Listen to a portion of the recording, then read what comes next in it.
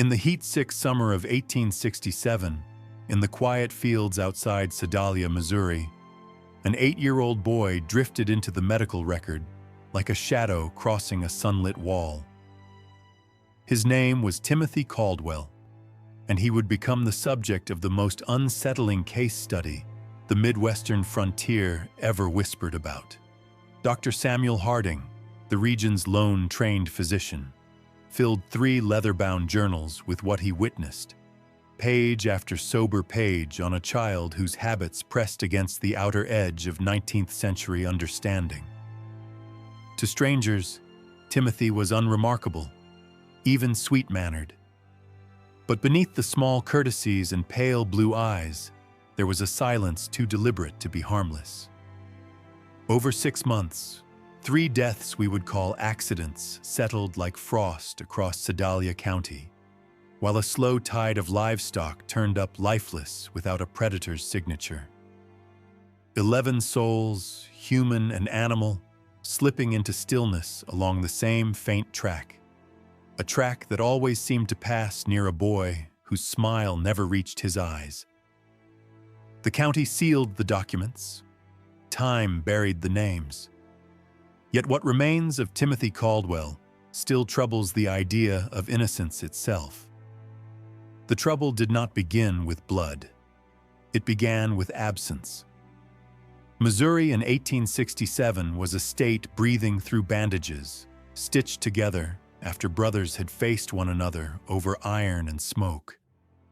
Towns like Sedalia had poured their young men into distant fields and watched them not return. The Caldwell farm, 15 miles south in a folded green valley, had once promised cattle and corn, a tidy life measured in harvests. James Caldwell died at Wilson's Creek in 1861. The farm staggered, and Martha wheezed through the winter of 1865 until consumption drew its last line across her lungs. Their elder son, Thomas, inherited land that demanded more than one man's back and debts that outpaced his seasons. Then came the telegram about William, dead at Andersonville, leaving a widow and a single boy. Burden, yes, but also a pair of hands. Timothy arrived in the spring of 1866 with a small cloth bag, neatly clipped hair, and eyes that seemed already older than any child's ought to be. Thomas had been hardened by loss. Sarah, his wife, had grown sharp during the childless years, words kept like knives in a drawer. They were not unkind people, just thinned by what the war had taken. Timothy was slight, skin quick to burn, hair the color of dry straw. He offered little about what came before: a soldier for a father, a mother who coughed red, neighbors who gave shelter for a time. He said yes, sir, and yes, ma'am, with unerring habit. He did not complain, did not idle, did not argue. It was the sort of obedience that felt less like virtue than choreography. Dr. Harding met him in June of 1866 when Thomas brought the boy into town. Harding, a Missouri Medical College man who had stitched and amputated on both sides of the same war, had learned to read faces the way a farmer reads sky. The boy stood straight, answered cleanly, watched without shyness or fidget. There was nothing to point at, yet Harding found himself unsettled, as if being examined from behind a mirror. In the journal later, he would write, "The child observed me with a clinical patience I recognize in myself. In a place as small as Sedalia's countryside, every yard of fence had a witness. The Caldwell place was remote, but not beyond a neighbor's line of sight." Eleanor Patterson, her husband called her Ella, could see the Caldwell fields from her kitchen window.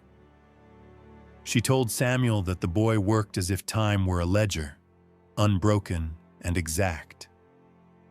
From sunrise to dusk, he moved as though pushed by a metronome no one else could hear. "It's like watching a little machine," she said over supper. Their hens, usually indifferent to the comings and goings along the fence, ruffled and clustered whenever the boy drew near, as if the air bent oddly around him.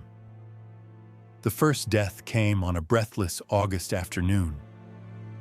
Mary Fletcher, 5 years old, butter-haired, given to wandering, was found in Willow Creek, the water barely to a grown man's knee. It was Timothy who brought the news, clothes damp, voice steady as he told Mrs. Fletcher that Mary wasn't breathing. They found the child face down among the reeds. Harding pronounced drowning, a cruel but common fate for children whose play took them near water. What disturbed him was not the cause, but the telling. Timothy described the body with a precision that felt too practiced. The dress snagged on a submerged branch, the turn of small limbs, the yellow-brown tint around her face. He said he had been hunting a lost calf. Thomas confirmed one had gone missing. 2 days later, that calf was found, unharmed, a mile from the creek. At the funeral, Timothy sat between Thomas and Sarah with his head bowed. He accepted thanks with a solemn sentence. "I wish I could have found her sooner." Ella Patterson, watching, noticed something she could not let go. Grief moved through the church like a cold wind, and yet the boy's eyes stayed dry, watchful, careful, as if he were studying the shape of sorrow rather than feeling it. 3 weeks later, another loss. Henrik Larsson, a Norwegian who had traded axes for bee-boxes when his joints stiffened, lay at the bottom of Devil's Bluff, the cliff that kept rough watch over the same creek. Timothy said he saw Mr. Larsson's hat snagged on a thorn and climbed down. Harding found a neck broken clean, death immediate. The oddity was the bees, scattered corpses clustered near the body. If Larsson had disturbed a hive at the top, the evidence should have been strewn along the path of fall. Up on the bluff, the hives were intact, the workers untroubled in the mild, late summer light. Samuel Patterson said the old man knew those rocks better than anyone alive. It didn't make sense he'd miss his footing after 3 steady years. Timothy asked for a thought, suggested bee stings and panic. It sounded plausible. It did not feel true. September unspooled into the third calamity. Jacob Mills, 6, vanished from the woods near his family's cabin. Timothy volunteered for the search and roamed the hills with the adults as if he had been born to them, leading through thicketed draws and over deer paths with a familiarity that raised eyebrows. On the 4th morning, he rapped on the Millses' door at dawn. "I think I found something. An old well, half choked by logs and vine."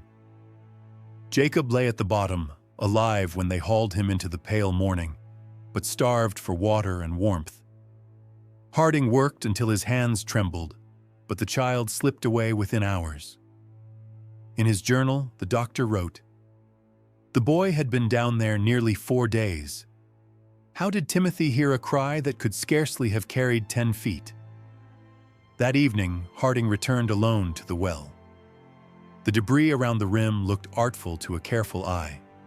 Branches laid, not fallen, a camouflage that asked to be overlooked. He saw in it a deliberate hand and felt his stomach turn. If he was right, then Jacob had not fallen. Jacob had been placed. From that night, the doctor began to write in earnest.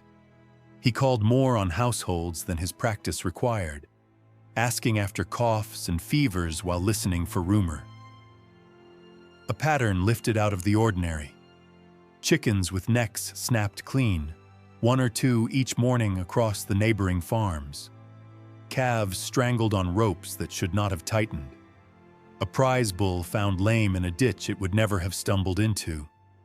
Not disease, not foxes, as the men said to calm themselves. Something cooler, tidier. Often someone had seen Timothy near the fence line, walking with polite greetings and empty hands. Harding paid closer attention at the Caldwell place.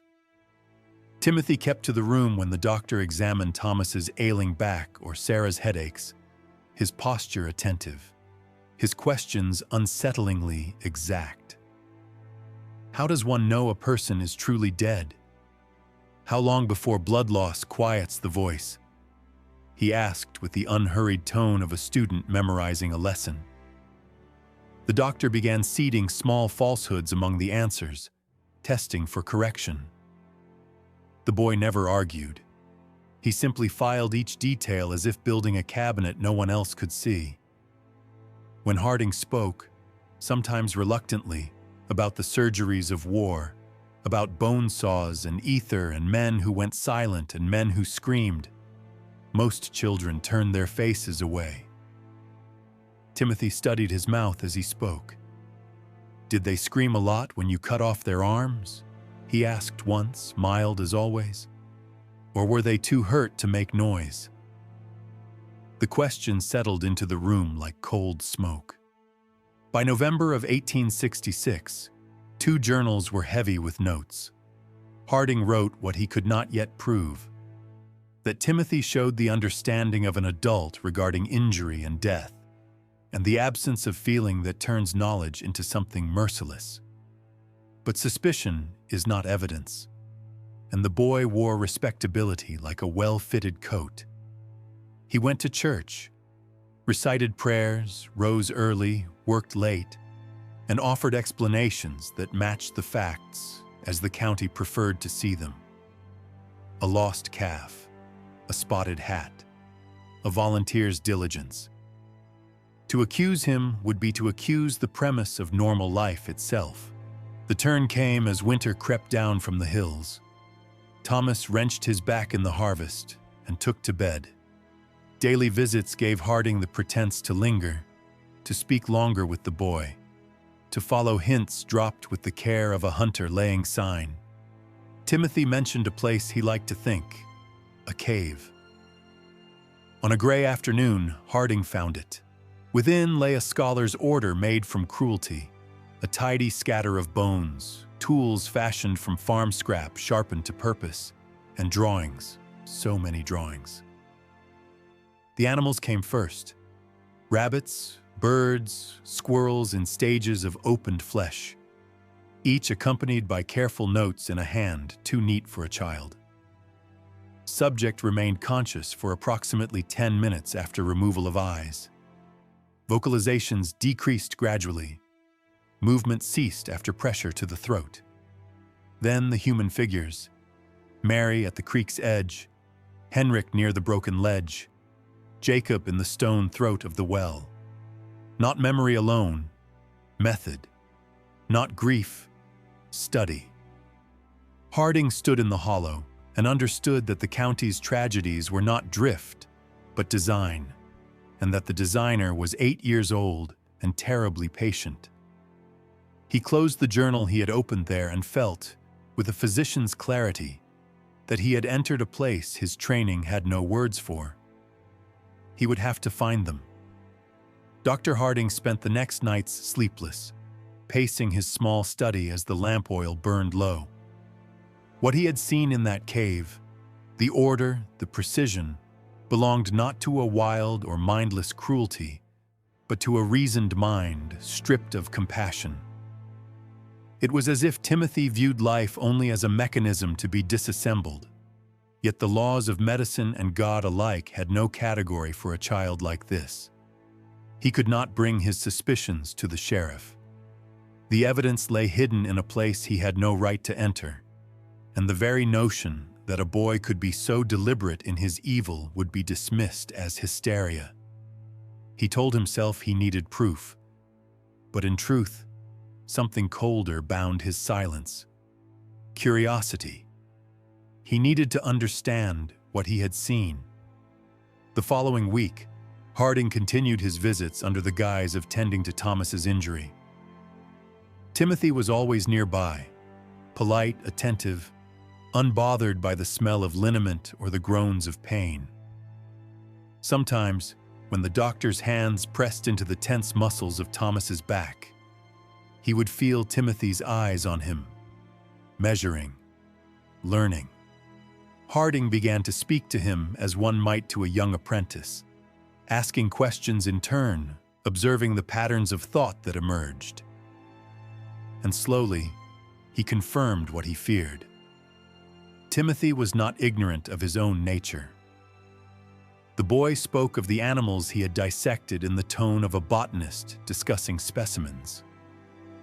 When Harding pressed, gently, cautiously, about the deaths in the community, Timothy's voice carried no tremor of denial, only the detached curiosity of one explaining a process. "You can learn a great deal from what suffers," he said once, staring into the fire.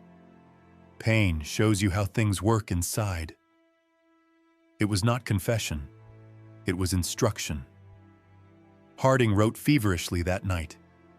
He filled his journal with long, uneven sentences, describing a child who understood violence not as sin, but as science. The next day, he resolved to visit the cave again. He needed to be certain. Of what, he did not know. Perhaps to prove that what he had seen had not been a fever dream. But the evidence remained, untouched. The drawings more meticulous than he remembered. The bones arranged in patterns that spoke of study, not madness. In one corner, he noticed something new. A small collection of larger bones. Pig, he thought at first glance. But the arrangement suggested something else. Limbs measured, compared, labeled. Timothy's handwriting, neat and exact, beside them. Similar to human in structure. Requires greater force to break. He closed the journal with shaking hands and left the cave before dark. The following week, Thomas Caldwell's condition worsened, and Harding used the excuse of care to remain close.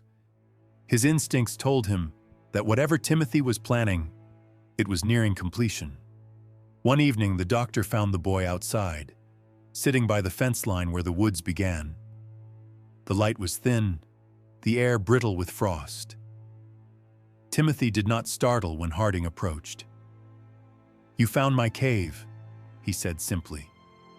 His voice was calm, almost gentle, but the words were not a question. Harding froze. "I did." Timothy turned his face toward the fields, the dying light catching the pale of his eyes. "Then you know what I am." The doctor's mouth was dry. "You're a very intelligent boy. But what you've done..."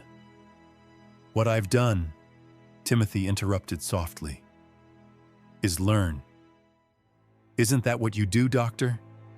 You cut, you open, you study. You just choose the ones who are already dying." The boy's tone held no mockery, only truth stated plainly. For a long moment, neither spoke. Then Timothy smiled, not cruelly, but with the calm certainty of someone who had already decided the outcome of the conversation. "You won't tell anyone," he said, "because they'd call you mad, and because you want to see how far it goes." The words landed like stones.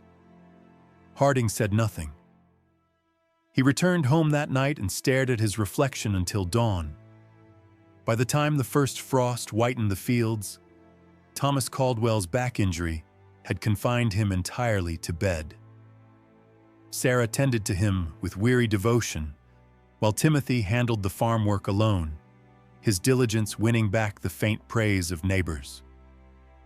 The routine resumed its quiet rhythm.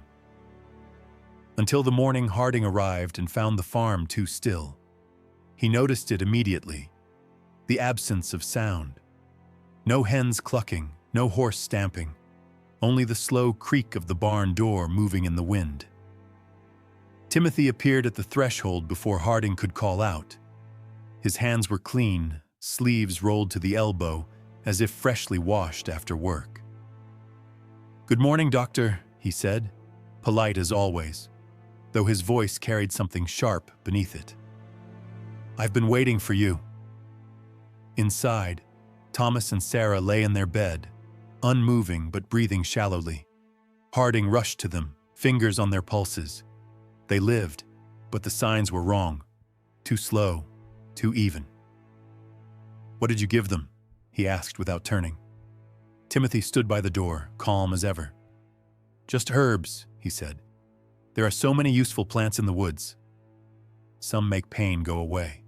Some make people sleep very deeply." "Why?" Harding whispered. Timothy shrugged. "So we could talk." He gestured for the doctor to sit and began to speak, not in confession, but in lecture. He told the story of Mary Fletcher, describing her final moments with the fascination of someone replaying a successful experiment. "Everyone thinks drowning is quiet," he said. "It isn't. They fight for longer than you'd imagine. You can see the light fade before it's gone completely." Harding's blood turned cold as the boy continued, recounting Henrik Larsson's fall, the loosened stones, the bag of bees, the panic. Then Jacob Mills, the well, the slow days of thirst. "I wanted to see what dying looks like when it takes its time," Timothy said, his voice as calm as a Sunday prayer. Harding felt the world tilt. "And now?" he managed. "What do you plan now?" The boy's expression softened, almost tender. "Now I want to learn what someone does when they know they're about to die. Someone who understands. Someone like you." Harding's hand moved to his medical bag, fingers brushing the grip of the Navy Colt he had carried since the war. "Step away from them, Timothy." The boy's gaze flicked to the pistol, more curious than afraid. 6 shots, he said quietly. 3 of us. And your friends outside Harding froze. He hadn't told him about the sheriff or the deputies hidden beyond the fields. The realization struck like a blow. Timothy knew. He had known all along. "You want to understand me," the boy said. "That's why you came back. Why you didn't go to the sheriff right away. You want to see if what I am can be explained." He took a slow step closer. "You won't find an answer, Doctor. You'll just find more questions." When he moved again, it was sudden. A flash of motion, a knife drawn from beneath his shirt. Harding fired once, the shot deafening in the small room, the smell of powder mixing with the staleness of sleep and sickness. The bullet tore through the air, grazing Timothy's arm, but the boy did not cry out. He lunged, the blade catching Harding's sleeve and drawing a bright line of blood. The struggle was brutal, wordless. Harding was stronger, but Timothy was faster, driven by an energy that bordered on animal. When the deputies burst through the door, the scene froze into nightmare. The doctor gasping for breath, the child pinned but still twisting, the sound of rope tightening as they bound his wrists. "You can't prove it," Timothy said quietly, his face streaked with dirt and blood. "No one will ever believe you." Sheriff Crawford met his eyes, unflinching. "Maybe not," he said. "But we don't need to prove everything." "Attempted murder's enough," the boy smiled, a small, genuine smile, almost relieved. "You won't hang me," he said. "I'm too young. Too interesting. Someone will want to study me instead," and he was right. The following weeks turned the Caldwell farm into a spectacle of rumor and dread. The cave was sealed, the drawings locked away. Neighbors whispered about curses and demons, but Dr. Harding knew better, or worse. He knew that what had taken root in Timothy was not supernatural. It was human. It was a void shaped like understanding. When the courts failed to decide what to do with an 8-year-old killer, they sent him to the Missouri State Hospital for the Insane in Fulton, the only place that would take him. Harding volunteered to accompany the transfer. He watched the boy through the bars of the wagon, small hands folded neatly in his lap. eyes fixed on the horizon. There was no fear in them, only calculation. It was the look of someone already writing his next experiment, and Harding knew even then that this was not the end of Timothy Caldwell. It was only the beginning of his study. Timothy Caldwell's capture did not bring peace to Sedalia. It brought questions no one could answer. The cave was sealed, its entrance filled with stone and timber, as if to bury what it had held. The Caldwell farm fell silent beneath an early frost. Thomas and Sarah recovered in body, but something inside them withered. They refused to speak the boy's name, even to each other. Dr. Harding, meanwhile, faced his own torment. He had seen darkness before, on the fields of war, in the vacant eyes of men dying with their entrails in their hands, but never distilled into something so small, so young, so calculating. The evidence he gathered from the cave was undeniable, yet useless in the eyes of law. Who would believe that a child of 8 had orchestrated death with such deliberate artistry? When Harding spoke to the sheriff, the man's expression faltered between disbelief and pity. There was no legal framework for a creature like Timothy Caldwell. The newspapers called it an incident of youthful derangement. The prosecutors dismissed it as trauma born from orphanhood and war. But the attack on Thomas and Sarah could not be explained away. 3 deputies had witnessed it. Timothy's calm precision left no room for innocence, and so the state turned to its only institution that could hold the boy: the Missouri State Hospital for the Insane in Fulton. He would not hang. He would be studied. Dr. Harding volunteered to oversee the transfer, driven by duty or perhaps by something darker. In his journal he wrote, "I must follow him, for to turn away would be to abandon my understanding of evil itself." The journey to Fulton took 3 days. Timothy sat in the wagon, shackled but composed, humming a tune without melody. When Harding asked if he understood where they were going, the boy smiled faintly. "To school," he said, "for people like me." The Missouri State Hospital stood like a fortress against the hills, its limestone walls weathered and patient. Inside, the air was thick with the scent of antiseptic and despair. Timothy adjusted quickly. Within days, he learned the routines: the meal times, the shift changes, the blind spots in the guards' patrols. The staff described him as polite, even charming. He addressed attendants by name, offered to help with small chores, and spoke with a gentle curiosity that disarmed suspicion. Only Harding saw the performance for what it was: mimicry. He recorded his observations with the precision of a scientist cataloging a specimen. "The subject displays acute intelligence coupled with an utter absence of genuine emotion," he wrote. "He imitates affection as a man imitates music he cannot hear." To the nurses, Timothy seemed repentant. He wept on command, expressed regret for his sins, and spoke of his desire to be good. But Harding saw the rhythm of it, how the tears arrived only when eyes were upon him, how his sorrow dissolved the instant he believed himself unobserved. Months passed. Visitors came. Medical men from St. Louis and Boston, drawn by rumor of the murder child of Sedalia. They asked questions, took notes, left shaking their heads. None could reconcile what they saw: a pale, articulate boy who spoke softly and looked directly into their eyes, yet radiated an emptiness that unsettled even the most hardened physicians.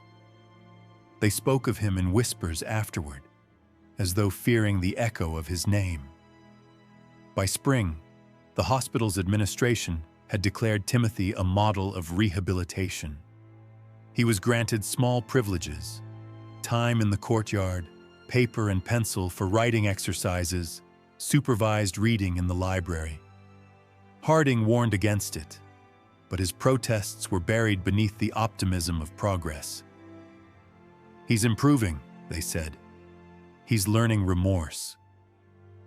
Harding knew better. The boy was learning people. Dr. Martha Fitzgerald, newly appointed from Philadelphia, took interest in Timothy's apparent progress. She encouraged him to write daily reflections, believing that self-expression might reveal the roots of his violence. The journals he produced were gentle in tone, childish handwriting describing dreams of redemption, of someday returning to help others like him. But Fitzgerald was trained in the subtleties of code. Something in the rhythm of Timothy's sentences unsettled her.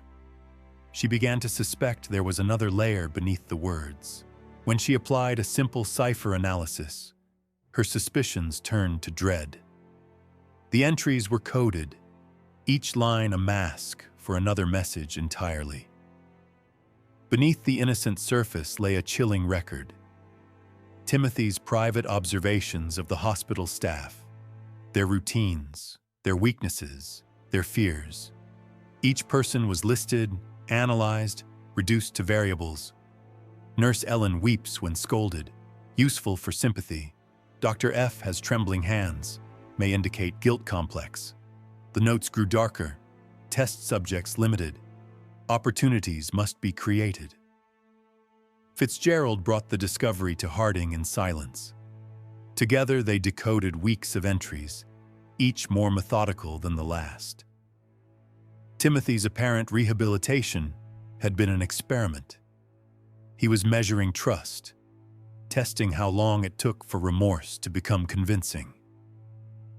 "He has learned to mimic humanity perfectly," Harding wrote, "but there is nothing behind the mask."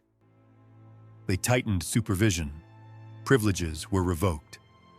Timothy accepted it all without protest, eyes calm, smile faint. "I understand," he told Harding. "I've learned what I needed to learn." Then, one summer morning in 1868, he was gone. The official report claimed an escape during transfer between wards. A door left unlocked, a guard distracted. Harding read it twice, then set it down. It was impossible. The hospital had been his cage for 18 months. He knew every key, every corridor, every habit of those who watched him.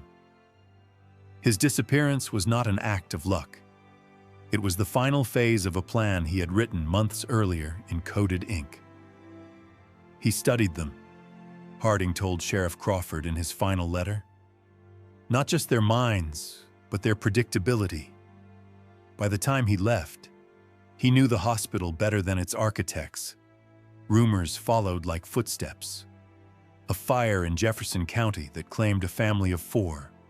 The bodies positioned too neatly to be accidental. A series of livestock mutilations along the rail line westward. A boy fitting Timothy's description seen in Hannibal, offering help to a widow whose husband had recently died, only for the woman to be found days later, her body arranged as though for display.